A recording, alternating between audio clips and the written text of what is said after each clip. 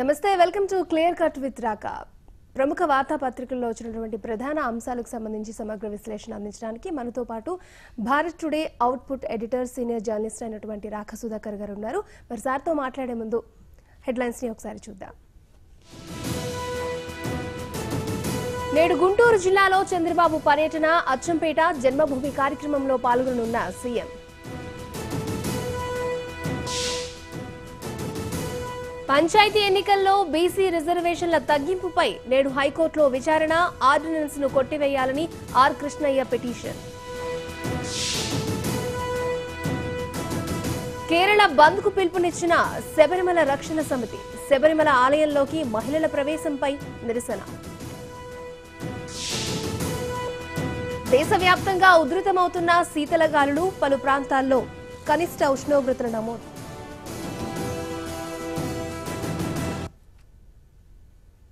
నమస్కారం sir. So మనం ప్రధానంగా అన్ని వార్తాపత్రికలు చూసుకున్నట్లయితే నిన్న ఏదైతే శబరిమలలో మహిళల ప్రవేశం గురించి కూడా ప్రస్తావించడం జరిగింది. అయ్యప్ప గుడిలోకి అతివల ప్రవేశం, పోలీసుల రక్షణ మధ్య వెళ్లిన 50 ఏళ్లలోపు మహిళలు, గుడి మూసివేసి శుద్ధి, కేరళ వ్యాప్తంగా భక్తుల నిరసనలు, హింసాత్మకంగా మారిన సంఘర్షణలు.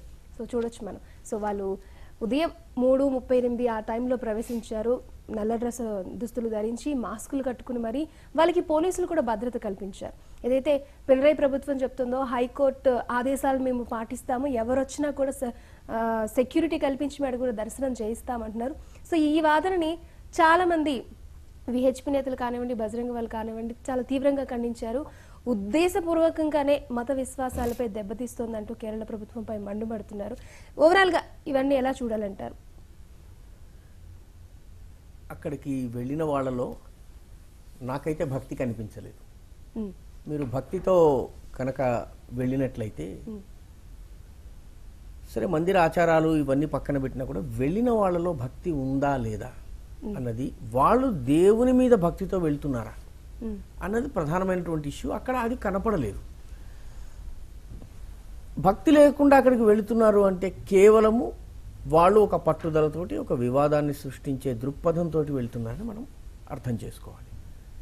వెళ్తున్న వాళ్ళు అబద్ధాలు చెప్పారు. 40 రోజుల వ్రతం పాటించలేదు, నల్ల బట్టలు కట్టుకున్నారు. తాము స్త్రీలము కాదు, ట్రాన్స్జెండర్స్, హిజ్రాలమని చెప్పుకున్నారు. అబద్ధము చెప్పవలసిన అవసరం లేదు.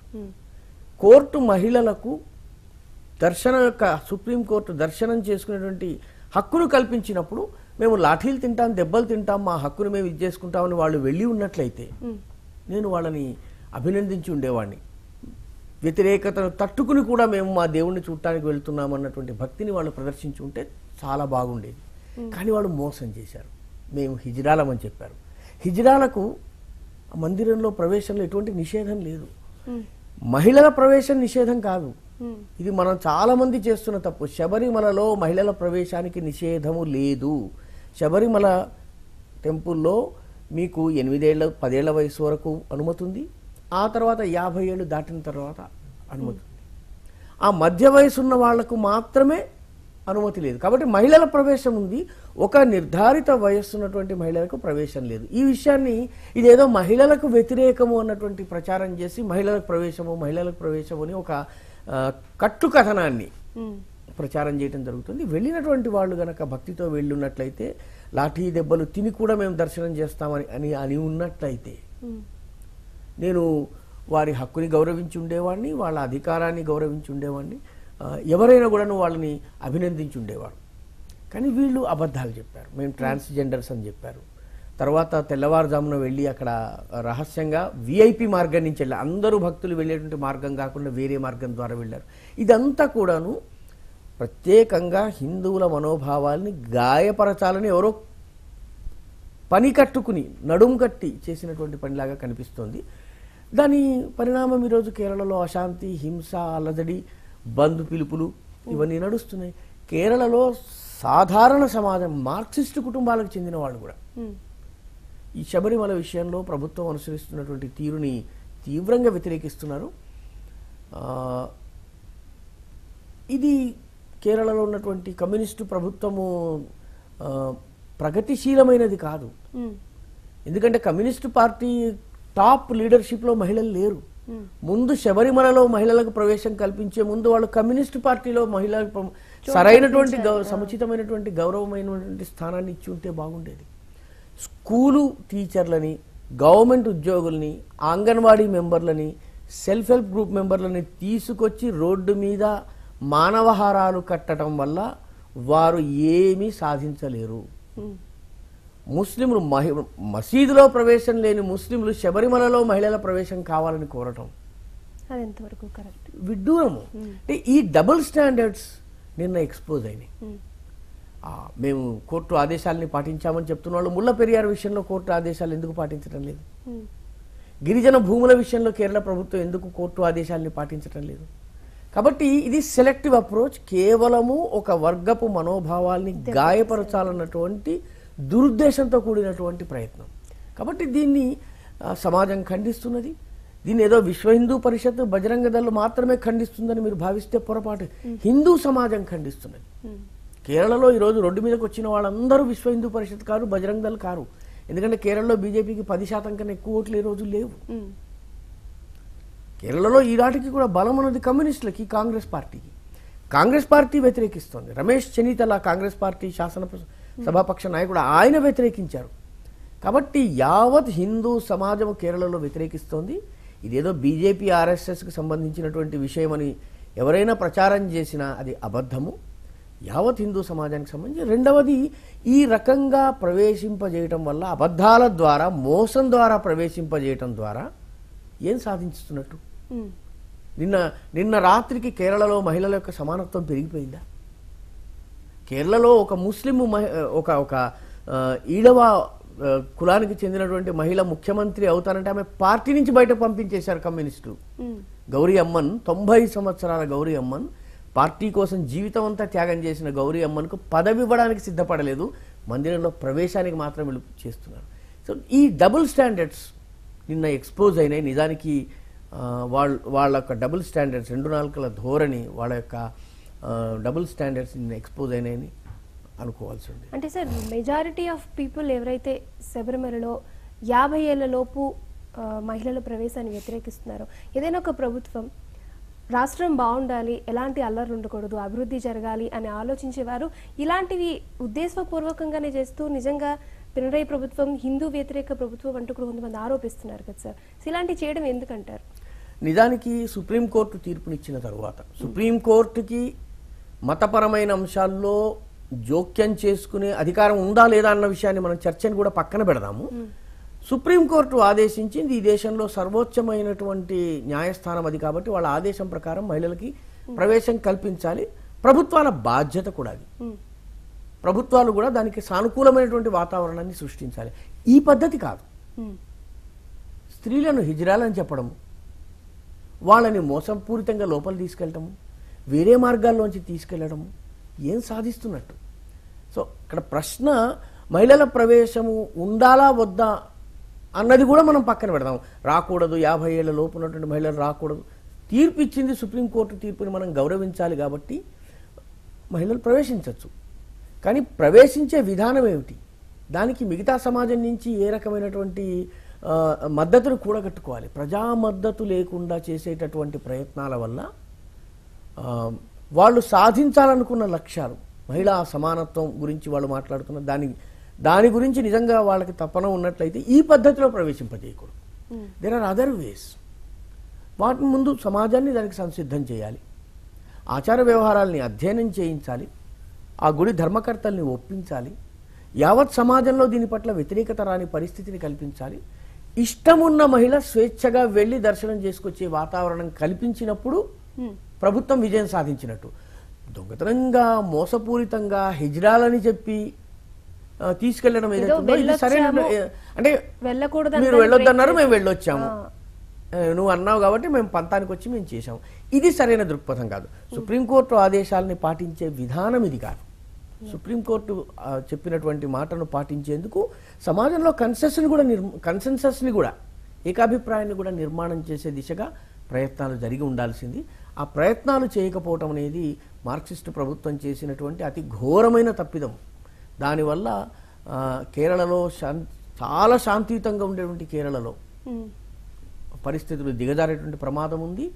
భక్త సమాజం ఏదైతే ఉందో దక్షిణాది మొత్తంలో ఉన్నటువంటి భక్త సమాజంలో కూడా అసంతృప్తి రాజుకునేటువంటి ప్రమాదం ఉంది. దీని ప్రతిఫలనం ఏ రకంగా ఉంటుందన్నది మనం రాబోయే రోజుల్లో చూడవచ్చు.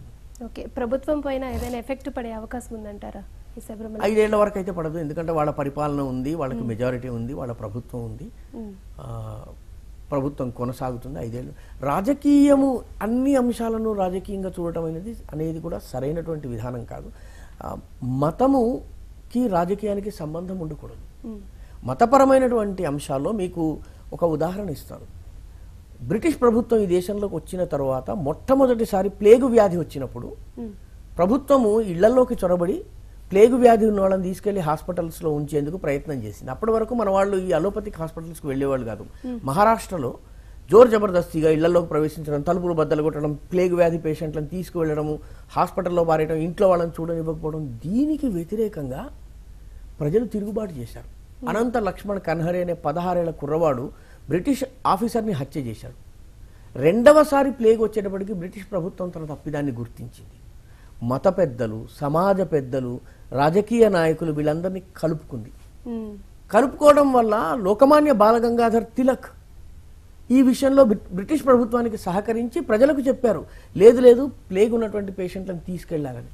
ఎప్పుడైతే సామాజిక నాయకత్వం ముందొచ్చిందో ప్రజలు వాళ్ళని హాస్పిటల్కి పంపించడానికి సిద్ధమయ్యారు.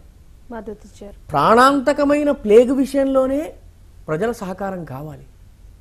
ప్రాణాంతకమైనటువంటి ప్లేగ్ విషయంలోనే ప్రజల సహకారం. ఈరోజు ఫ్యామిలీ ప్లానింగ్ను ప్రచారం చేయడం కోసం మౌల్వీలను ఉపయోగించుకుంటున్నారు. ఎందుకంటే అల్లా ఇచ్చాడు కనాల్సిందే, మేము మాకు ఫ్యామిలీ ప్లానింగ్ లేదు అనే వాళ్ళని లేదు లేదని ఒప్పించేందుకు భారత ప్రభుత్వము ముల్లాలను, మౌల్వీలను, మత గురువులను ఉపయోగిస్తున్నది.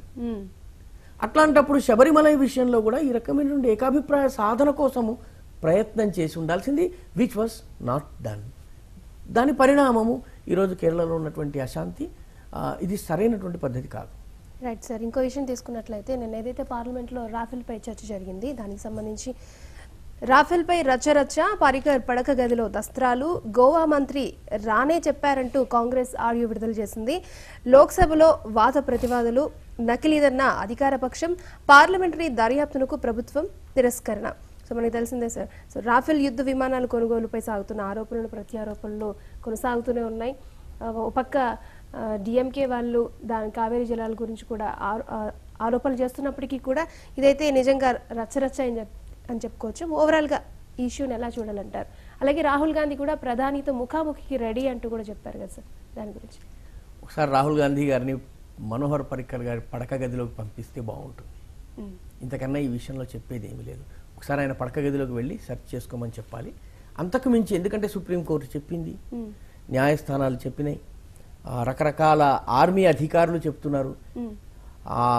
అసలు వాస్తవానికి రఫాల్ డీల్ గురించి ఈరోజు మాట్లాడేందుకు ఏమీ లేదు. అయినప్పటికీ దాన్ని ఒక వివాదంగా చేసి చేయాలంటే కేవలం కాలయాపన, కేవలము బురద మీ మీద చల్లి కడుక్కోమని చెప్పడం. నిజానికి ఆయన దగ్గర ఏమన్నా ఆధారాలు ఉన్నట్లయితే ఆయన ఒక జిరాక్స్ కాపీనో ఇంకోటో తీసుకొచ్చి ఇవ్వాలి. లేదా ఒకసారి మనోహర్ పర్రికర్ గారి అనుమతితోనో వితౌట్ అనుమతితోనో వెళ్ళి ఆయన బాత్రూంలో, ఆయన బెడ్రూమ్లోనో బాత్రూంలోనో వెళ్ళి చూసుకుని పాపం ఆయనంతటా ఆయన పరిశీలించుకుని వస్తే ఈ దేశానికి సమాజానికి మేలు చేసిన వాళ్ళు అవుతారు. పార్లమెంట్ యొక్క విలువైన సమయాన్ని ఇటువంటి నిరర్థకమైనటువంటి విషయాల్లో ఖర్చు చేయటం అనేది క్షమార్హమైనటువంటి నేరం కాదు. ఆయనకి కూడా తెలుసు రఫాల్లో ఎటువంటి వివాదము లేదన్నటువంటి విషయం తెలుసును. బట్ ప్రభుత్వాన్ని ఇరుకున పెట్టే విధంగా ఇరుకున కూడా పెట్టడం లేదు. ఈ ప్రభుత్వాన్ని ఇరుకున పెట్టడం లేదు. దేశ ప్రజలు నమ్మటం లేదు, ప్రభుత్వం ఇరుకులో లేదు. ఎందుకంటే సుప్రీంకోర్టుకు చెప్పవలసినవన్నీ చెప్పింది, కాగితాలన్నీ విప్పి చూపించింది. ఇంకేమున్నది ఇందులో వివాదం? కేవలము కాలయాపన చేయటము, పార్లమెంట్ యొక్క విలువైనటువంటి సమయాన్ని వృధా చేయటము, విలువైనటువంటి న్యూస్ ప్రింట్ని ఖరాబు చేయటం తప్పితే, అతి విలువైనటువంటి ఎయిర్ టైంని ఖరాబు చేయటం తప్పితే ఆయన సాధిస్తున్నది మరేమీ లేదు. ఆడియో టేప్ రిలీజ్ చేసామని చేసి చూపించాల్సింది. ఆయన ఆడియో టేప్ని రిలీజ్ చేయాల్సింది. చేస్తాము అన్నారు ఆయన, చేసి చూపించాల్సింది. అప్పుడు విషయాలు తెలిసి ఉండేవి, ఆడియో టేప్లు ఏమున్నాయన్న తెలిసి ఉండేది. రాడియా టేప్స్ బయటపడ్డాయి. రాడియా టేప్స్ బయటపడ్డప్పుడు మరి సీనియర్ జర్నలిస్టులు కూడా క్షమాపణలు చెప్పుకున్నారు. నీరా రాడియా జైలుకు వెళ్ళింది. ఎందుకంటే ఈ కేంద్ర ప్రభుత్వంలో ఎవరు మంత్రిగా ఉండాలనేది ఆమె డిసైడ్ చేస్తోంది. ఒక పిఆర్ఓ డిసైడ్ చేసే పరిస్థితి వచ్చినప్పుడు ఆమె జైలుకు వెళ్ళింది, నాయకులు క్షమాపణలు చెప్పారు, జర్నలిస్టులు క్షమాపణలు చెప్పారు, సంజాయిషీలు ఇచ్చుకున్నారు. వాడి దగ్గర ఉన్నట్లయితే బయట పెట్టాలి. సో మొత్తానికి దీని గురించి మాట్లాడడానికి ఏమీ లేదు. దీని గురించి నిజానికి ఇది నిరర్ధకమైనటువంటి అంశం. ఈనాడు దేశం మాట్లాడవలసినటువంటి అంశం కాదు. రఫాల్ డీల్కి సంబంధించి సుప్రీంకోర్టు చెప్పిన తర్వాత మాట్లాడేందుకు ఏమీ లేదు. రైట్. శబరిమల విషయంలో సుప్రీంకోర్టు చెప్పిన తర్వాత మాట్లాడేందుకు ఏమీ లేనప్పుడు రఫాల్ డీల్లో సుప్రీంకోర్టు చెప్పిన తర్వాత వాదన ఎందుకు ఉంటుంది? Yes sir. మరిన్ని వార్తలకు సంబంధించి వెల్కమ్ బ్యాక్. సరే, ప్రధానంగా మనం ఆంధ్రజ్యోతి చూసుకున్నట్లయితే చివరి పేజీలో ఒక వార్త మనం చూస్తున్నాం. ప్రధాని అభ్యర్థిగా మమత అంటూ ఒక వార్త. ఏదైతే బీజేపీయేతర కూటమిని కలుపుకునే దిశగా కాంగ్రెస్కి ఒక పంచిపడిందని చెప్పుకోవచ్చు. అంటే కాంగ్రెస్ నాయకత్వంలో అంటే రాహుల్ ప్రధాని మంత్రి అభ్యర్థి అవ్వడానికి ఇంకా ఏకాభిప్రాయం కుదరలేదంటారు. ఎందుకంటే మమతా బెనర్జీ తనకు తానే ప్రధాని అభ్యర్థిగా ప్రకటించుకున్నారు కదా. ఓవరాల్గా అంశాన్ని ఎలా చూడాలంటారు? రాహుల్ గాంధీని ప్రధానమంత్రి అభ్యర్థిగా ప్రకటించే విషయంలో బీజేపీయేతర పార్టీలు అన్నిటికీ దాదాపు అనుమానాలు ఉన్నట్టుగా కనిపిస్తుంది, ఒక్క తెలుగుదేశం తప్ప. తెలుగుదేశం కూడా ప్రధానమంత్రి రాహుల్ గాంధీ అన్న మాట అనలేదు ఎక్కడ కూడా. కాంగ్రెస్తో జత కడతామన్నది, కానీ ప్రధానమంత్రి అభ్యర్థి ఎవరు అన్న విషయంలో ఈవెన్ తెలుగుదేశం ఇస్ సైలెంట్. ఇంత మటుకు రాహుల్ ప్రధానమంత్రిగా ఉంటారు అన్నటువంటి మాట తెలుగుదేశం అనలేదు. కాబట్టి దేశంలో కాంగ్రెస్ వైపు వెళ్తున్న పార్టీలు కానీ, బీజేపీకి కాంగ్రెస్కి దూరంగా ఉన్నటువంటి రాజకీయ పార్టీలు కానీ, ఇవి రాహుల్ గాంధీని ప్రధానమంత్రిగా అంగీకరించేందుకు సిద్ధంగా లేవు. ఎప్పుడు సిద్ధమవుతాయి? కాంగ్రెస్ పార్టీకి అత్యధిక సీట్లు గనక లభిస్తే తప్పనిసరి వీళ్ళు వెళ్తారు. కానీ కాంగ్రెస్ పార్టీ బలము 130, 140కి దాటలేదనుకోండి, కాంగ్రెస్ విపక్షంలో ఉండేటువంటి పరిస్థితి ఉందనుకోండి, అప్పుడు నా రహేగి బాస్ నా బజేగి బాసురి, వెదురు లేదు వేణువు లేదు. కాబట్టి మమతా బెనర్జీ ప్రకటన చేయటం ద్వారా రాబోయే 2019 తరువాత బీజేపీయేతర కూటమి యొక్క బీజేపీ లేకుండా ప్రభుత్వం ఏర్పాటు చేసే ప్రయత్నాల్లో రాహుల్ గాంధీ అన్క్వశ్చన్డ్ లీడర్ కాదు అన్న సంకేతాన్ని ఇచ్చారు. ఈమెని ఫెడరల్ ఫ్రంట్లో తీసుకుని రావడం కోసము కేసీఆర్ ప్రయత్నం చేస్తున్నారు. కాంగ్రెస్ పార్టీ లేకుండా బీజేపీయేతర కూటమి లేదు అని చెప్పి ఆమె స్వయంగా ప్రకటించారు. కర్ణాటక ఎన్నికల సమయంలో కాంగ్రెస్ను పక్కన పెట్టి కూటమి చేయటం సరైనది కాదు, కాంగ్రెస్తో కలిపి కూటమి ఏర్పాటు చేయాలని చెప్పినటువంటి వ్యక్తి మమతా బెనర్జీ. కాబట్టి మమతా బెనర్జీ స్వయంగా, అంటే ఆమె మేనల్లుడు అన్నాడంటే ఆమె అన్నట్టుగానే స్వయంగా ప్రధానమంత్రి అభ్యర్థిగా తన పేరును ప్రకటించుకోవడం, ఇది బీజేపీయేతర కూటమిలో ఉన్నటువంటి ఇంటర్నల్ కాంట్రడిక్షన్స్ కి అద్దం పడుతుంది. మనము చాలా సందర్భాల్లో చెప్పుకున్నాము. ప్రస్తుతం ఉన్నటువంటి పరిస్థితుల్లో నరేంద్ర మోడీకి ఒక క్రెడిబుల్ ఆల్టర్నేటివ్, ఒక విశ్వాసయోగ్యమైన నమ్మకయోగ్యమైన ప్రత్యామ్నాయం, రాజకీయ ప్రత్యామ్నాయం కనిపించటం లేదు. మమతా బెనర్జీ ప్రభావం బెంగాల్ దాటి ఉండదు. త్రిపురలో ఆమె పార్టీ యూనిట్ పూర్తిగా పార్టీ యూనిటే బీజేపీలో విలీనమైపోయింది. అస్సాంలో ఆమె పార్టీ యూనిట్ ఉందో లేదో తెలియనటువంటి పరిస్థితి. ఒరిస్సాలో ఆమె పోటీ చేయదు. బీహార్లో జార్ఖండ్లో పోటీ చేయరు. బెంగాల్ దాటి బయటకు రానటువంటి వ్యక్తి ప్రధాని అభ్యర్థిగా తనను తాను ప్రకటించుకోవడము, దీన్ని బట్టి ఈ బీజేపీయేతర కూటమిలోని ఇంటర్నల్ కాంట్రడిక్షన్స్ బయటకు వస్తున్నాయి. నేను ప్రధానమంత్రి అని చెప్పుకోవడము, తద్వారా అపోజిషన్ యూనిటీ కూడా విఘాతం కలిగేటువంటి, అపోజిషన్ అన్ని కలిసి వచ్చి పోటీ చేసేటువంటి ప్రయత్నాలకు కూడా ఆమె గండి కొట్టినట్టయింది. ఎందుకంటే బెంగాల్ వరకు ఆమె బలం ఆమెది, ఆమె గెలవగలదు, ఆమె సునాయాసంగా గెలవగలదు. కాబట్టి బెంగాల్లో ఆమెకి కాంగ్రెస్ అవసరం లేదు, కమ్యూనిస్టులు అవసరం లేదు, బీజేపీని ఓడించగలదు. కాబట్టి ఆమె కేవలం బెంగాల్ని దాటి ఆలోచించడం లేదు. సో బీజేపీ పక్షాలు ఏవైతే కాంగ్రెస్ లేకుండా ముందుకెళ్తున్న వీళ్ళలో ఎవరో ఒకరు కూడా బీజేపీ అభ్యర్థి మమతా బెనర్జీ లాగా ప్రకటించే అవకాశం ఉందంటారు. ఎందుకంటే అంతర్గత నేను ఆశ్చర్యపోను. ఆ రకంగా మరెవరు ఉత్తరప్రదేశ్లో అఖిలేష్ యాదవ్ ప్రకటించినా కూడా నేను ఆశ్చర్యపోను. ఎందుకంటే 80 సీట్లు ఉన్నాయి, వాళ్ళు 40 సీట్ల వరకు గెలుచుకోగలిగినా కూడా మమతా బెనర్జీ కన్నా బలవంతుడైనటువంటి నాయకుడు అవుతాడు. ఎందుకంటే మమతా బెనర్జీకి 36-37 సీట్ల వరకు వస్తాయని మనం ఒక అంచనా వేసినా కూడా 42 సీట్లలో ఒక 6-7 సీట్లు వేరే వాళ్ళకి పోయినాయని అనుకున్నా కూడా మేము 35 దాటి రాదు. ఓ 80 సీట్లలో వీరు 40 సీట్లు గెలుచుకోగలిగినా కూడా Akhilesh Yadav will become a stronger claimant, మరింత బలమైనటువంటి ప్రధానమంత్రి అభ్యర్థి కావచ్చును. ఇటువంటి ఇవి మీరు రాబోయే రోజుల్లో మరికొన్ని కూడా చూసే అవకాశం ఉంది. వేరే వేరే పార్టీలు కూడా అలాగా అనేటువంటి అవకాశం. మీరు గతంలో కూడా చెప్పారు తెలంగాణలో ఎలాగైతే మహాకూటమి ఎన్నికలు దగ్గర పడుతున్నారు ఇంకా సీట్ల సర్దుబాట్లు వాటిలో ఎలా కొనసాగించిందో అది లేకుండా కేంద్రంలో గనక కూటమి ఏర్పాట్లు త్వరగా జరిగితే బీజేపీకి గట్టి పోటీ ఇచ్చే అవకాశం ఉంది. ఆ విధంగా ఏమైనా అడుగులు పడుతున్నాయంటారా లేకపోతే ఈ విధంగానే ఉంటుందంటారా? అంటే మోడీకి ప్రత్యామ్నాయంగా అందరూ కలిస్తే 1+1 2 కాదు రాజకీయాల్లో, 1+1 0 కూడా కావచ్చు. కార్యక్రమాన్ని అంశాలను ముందుకు తీసుకుని రావాలి. ఉదాహరణకు మన రాష్ట్రంలో తెలంగాణలో ఏం జరిగింది, తెలంగాణలో కాంగ్రెస్ మేము 4,000 రూపాయలు రైతు బంధు ఇస్తామంటే మేము 5,000 రూపాయలు ఇస్తామన్నారు. మేము 1,000 రూపాయల పెన్షన్ ఇస్తామని టీఆర్ఎస్ ప్రకటిస్తే మేము 2,000 ఇస్తామన్నారు. అంటే టీఆర్ఎస్ ఇస్తున్నటువంటి పథకాలను కొంచెం పెంచటము తప్ప కొత్తగా వీళ్ళు ఏమి ఒక ఎకనామిక్ ఎజెండాని కానీ ఒక సామాజిక అభివృద్ధి ఆర్థిక అభివృద్ధికి సంబంధించిన ఎజెండాని కానీ కాంగ్రెస్ ముందుకు తేలేకపోయింది. కాంగ్రెస్ కూటమి మహాకూటమి పర్యవసానంగా ఇక్కడ వాళ్ళకు ప్రజల దగ్గరికి వెళ్ళడానికి కేసీఆర్ని తిట్టడము తప్ప వేరే ఇష్యూ లేకుండా పోయింది. ఇదే పరిస్థితి కనుక జాతీయ స్థాయిలో వచ్చినట్లయితే ఈ ప్రయత్నాలన్నీ నరేంద్ర మోడీని మరింత బలోపేతం చేస్తాయి. They have to come up with a programme, common minimum programme ఖచ్చితంగా ఉండి తీరాలి. బీజేపీకి ప్రత్యామ్నాయమైనటువంటి ఎకనామిక్ పాలసీస్ని వాళ్ళు ముందుకు తేగలగాలి. ఓకే సార్, ఇంకొక వార్త చూడొచ్చు మనం ఇదే పేజ్లో. వందే మాతరానికి జనగణమన అంటూ సో ఎంపీ సచివాలయంలో పాడక్కర్లేదని కొత్త సర్కార్ నిర్ణయం. సో ఏదైతే ప్రతి నెల మొదటి పని దినాన మధ్యప్రదేశ్ సచివాలయంలో వందే మాతరం గీతం ఆలపించాలన్న ఆదేశాలను కొత్తగా ఏర్పడిన కాంగ్రెస్ ప్రభుత్వం పక్కన పెట్టింది. ఎందుకంటే గతంలో బీజేపీ దాన్ని పాటించింది. ఈ విషయంలో ఎవరైతే శివరాజ్ సింగ్ చౌహాన్ ఉన్నారో ఆయన తీవ్రంగా వ్యతిరేకించారు కూడా. సో వందే మాతరాన్ని పక్కన పెట్టడం ఎంతవరకు కరెక్ట్ అంటారు? మన దురదృష్టవశాత్తు దేశ స్వాతంత్రం కోసం పోరాడిన కాలం నుంచే కాంగ్రెస్ పార్టీ వందే మాతరాన్ని పక్కన పెడుతూ వచ్చింది. 1923లో కాంగ్రెస్ పార్టీ జాతీయ సమావేశం కాకినాడలో జరిగింది. అది జరిగినప్పుడు వందే మాతరం పాడటానికి సుప్రసిద్ధ సంగీత గాయకుడు విష్ణు దిగంబర్ పలుస్కర్ని పిలిచారు. ఆయన హిందుస్థానీ సంగీతంలో దిగ్గజమైన.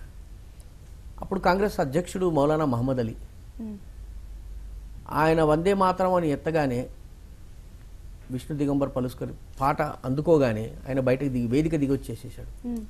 వందే మాతరం నేను పాడను అన్నాడు, బయటకు వచ్చేసాడు. అధ్యక్షుడు లేకుండా ప్రారంభం జరిగింది.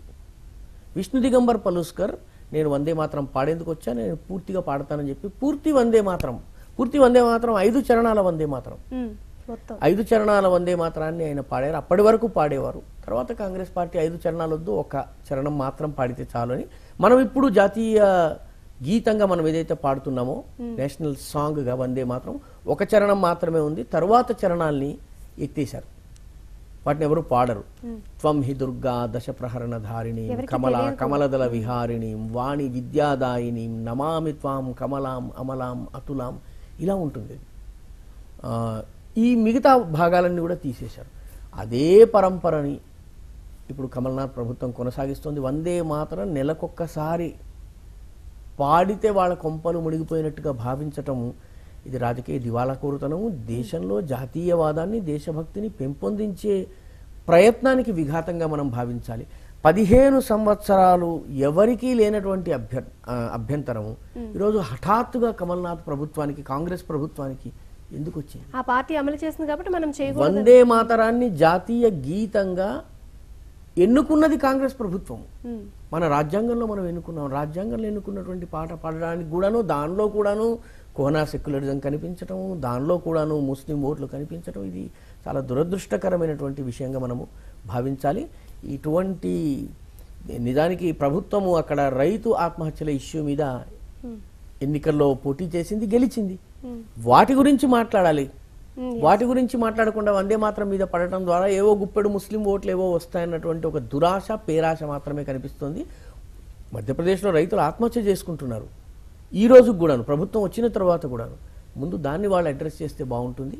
అది నిజమైన వందే మాత్రం అని నా అభిప్రాయం. ఓకే సార్, ఇంకొక వార్త చూసుకున్నట్లయితే దేశమంతటా రైతు బంధు అంటూ కూడా ఒక వార్త మనం చూస్తున్నాం. ఎకరా పంటకు 4,000, 2 పంటలకు 8,000, అదనంగా 1,00,000 దాకా వడ్డీ లేని రుణం మోదీ సర్కార్ ఈ వారంలో ప్రకటించే అవకాశం. సో ఏదైతే రైతు బంధు తెలంగాణ సర్కార్ ప్రవేశపెట్టిందో దేశవ్యాప్తంగా కూడా మోడీ సర్కార్ అమలు చేయబోతోంది అంటూ కూడా ఈ వారంలో ప్రకటన వస్తుందంటున్నారు. సో ఇది ఎంతవరకు కరెక్ట్ అంటారు? ఇది ఒక పత్రికలో మాత్రమే వచ్చింది, ఉత్తరాదిలో కూడా 1-2 పత్రికల్లో వచ్చింది. ఇది నిన్నగాక మొన్న మోడీ ప్రధానమంత్రి నరేంద్ర మోదీ ఏఎన్ఐకి ఇచ్చిన ఇంటర్వ్యూలో గనక మనం చూసినట్లయితే ఆయన రైతు బంధు వంటి పథకము, తర్వాత రుణమాఫీ వంటి పథకాలను చాలా తీవ్రంగా విమర్శించారు. రుణమాఫీని ఆయన లాలీపాప్ అన్నారు. ఏడుస్తున్న పిల్లవాడి నోట్లో లాలీపాప్ పెడితే ఎలాంటిదో రుణమాఫీ ఎలాంటిది అని అన్నారు. ఎవరన్నా రాష్ట్ర ప్రభుత్వాలు అమలు చేసుకుంటే వాళ్ళ వనరులతో చేసుకోవచ్చు, కానీ మేము చెయ్యమని చెప్పి ఆయన చాలా స్పష్టంగా చెప్పారు. కాబట్టి ఈ వార్త కేవలం ప్రజల్లో కన్ఫ్యూజన్ క్రియేట్ చేసేందుకు ఉద్దేశించిన వార్తగా మనం చూడాలి. ఎందుకంటే మోడీ చూశారా ప్రకటిస్తానన్నాడు కానీ ప్రకటించలేదు అని చెప్పి ఓటర్ల దగ్గరికి వెళ్లేందుకు ఎవరో ప్రయత్నం చేస్తున్నట్టుగా దీన్ని చూస్తే మనకి అర్థమవుతుంది.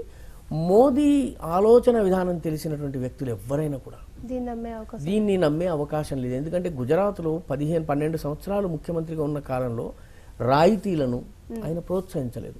ప్రధానమంత్రిగా కూడా ఆయన తీసుకున్న కఠిన నిర్ణయాలు కానీ ఆయన చేసినటువంటి విధానాలు కానీ చూసిన వాళ్ళు ఎవరు కూడా ఇది మోడీ చేస్తారని నమ్మడం కష్టం. Right, thank you sir. ప్రధాన వార్తాపత్రికలో వచ్చినటువంటి ప్రధాన అంశాలకు సంబంధించి సమగ్ర విశ్లేషణ అందించినందుకు. ఓకే, చూసారు కదండి, ఇది ఈనాటి మన క్లియర్ కట్ విత్ రాకా. చూస్తూనే ఉండండి భారత్ టుడే, దేశం కోసం ధర్మం కోసం.